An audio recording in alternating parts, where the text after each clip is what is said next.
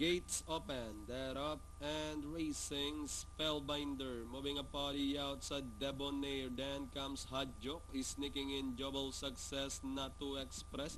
Then comes Black Diamond and trailing the group is Pass and Free. But 600, two runners fighting it out for the lead. Debonair, Hot Joke is moving up by the rail and down in third. Jobble Success. Then comes Not to Express is sneaking in down on the inside. The is Spellbinder as they turn for home. Hot Joke this time leading the field by about a length. Moving a party outside. Jobble Success throwing a challenge and now catching the lead.